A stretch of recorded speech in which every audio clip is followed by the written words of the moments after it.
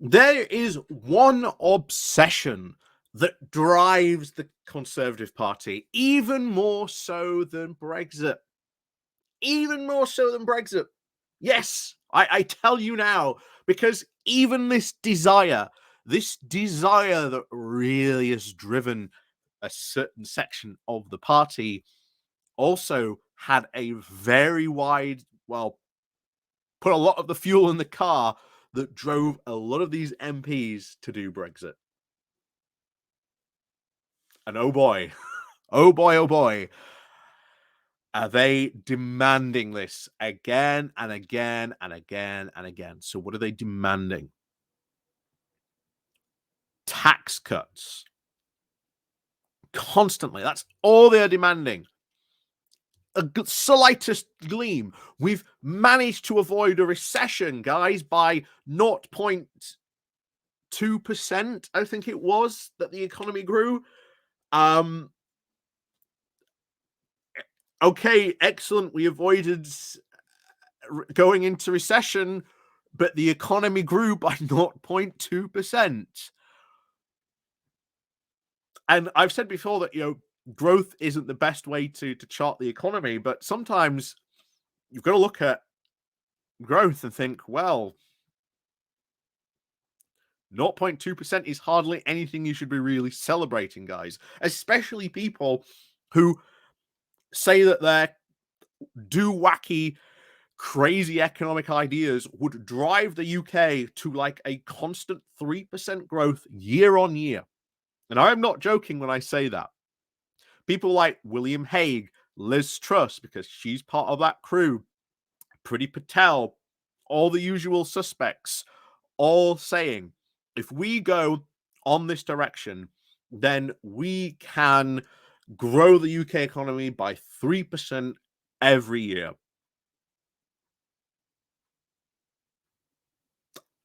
It's magical thinking and is completely,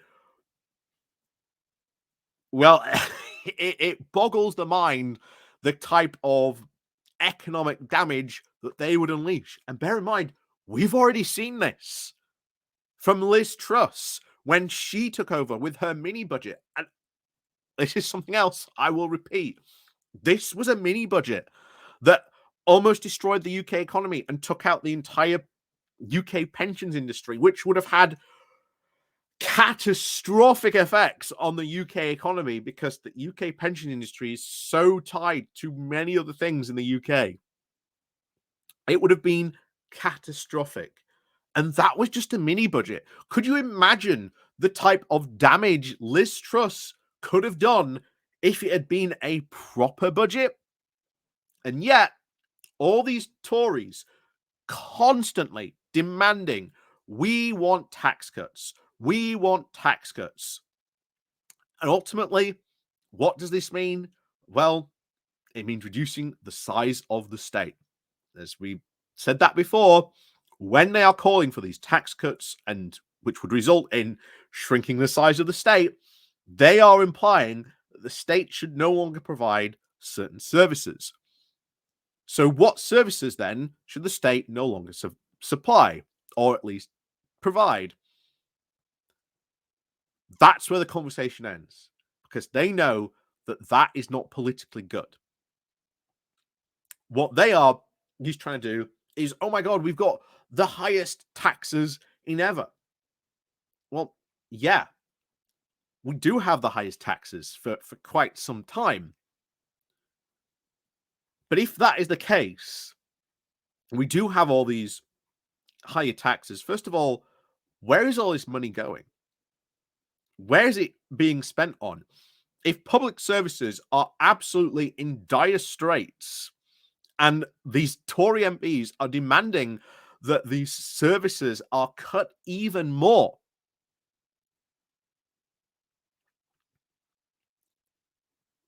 it does not make political sense. It does not make any economic sense, even to Tory voters who, if you look at polls saying, should public services be, properly funded? Overwhelmingly, Conservative voters say yes, they should be funded. So Even these Tory MPs are out of step with their own party. And on Conservative Home, I never covered any of the articles, but after the big national and Tory conference that we saw with all the crazies came out to play, they were posting almost weekly on Conservative Home about reducing the size of the state and the need of people's reliance on the state. And it was things like, well, we're going to cut benefits because that will reduce people's need for the state. What? You're going to cut people's benefits? What are they then meant to do? We are already seeing a huge catastrophic rise in poverty in the UK because of Tory austerity, because William Hague, as soon as he got in, moved on to universal credit, which was again a Labour idea, but even they said at the time, it's not finished, it's not done, we're not going to launch this yet. So William Hague rolls it out, all these trial programs. The trial programs prove to be an absolute disaster. He ignores all the evidence of all the bad things that are happening.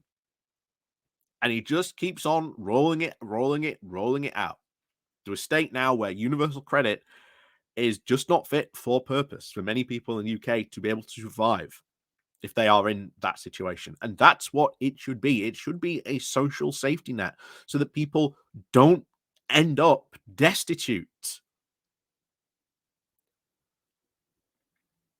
And that's not what's happening. Even then, services that would go out and help people in these situations to get a job, to help them get skills training and things like that, don't exist anymore because the government, and specifically this Tory government, cut the funding for those. And you know what those services relied on? EU development grants. Now even that has gone.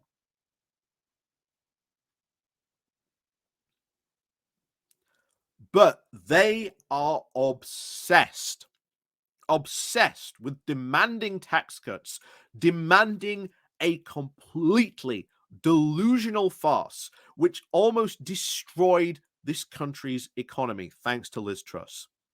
I said these free market fundamentalists would still be in the party, still continuing to demand that their economic ideology be followed, because according to their ideology, if you follow it, well, it'll all be great.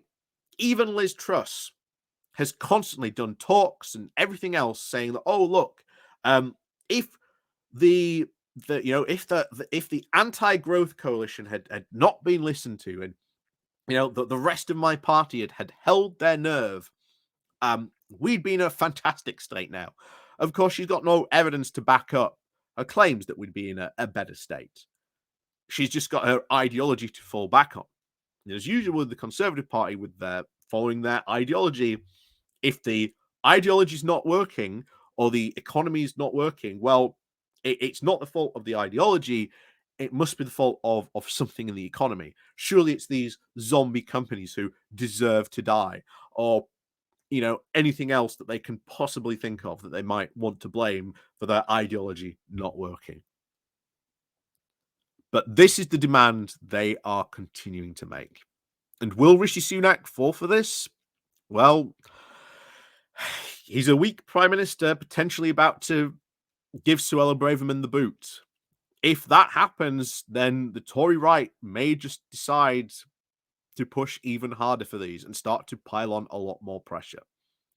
And we've already seen how a weak Prime Minister Rishi Sunak is. Might he even fold to their demands in some way, shape, or form? Who knows? Time will tell. But certainly, the delusion of demanding tax cuts has not gone away, even after the disaster that was Liz Truss. So, as always, thank you very much for watching. And of course, please do remember to click on the like, share, and subscribe button. Remember to comment down below. And of course, there are links down below to help support the channel as well. So, until then, we'll see you all next time.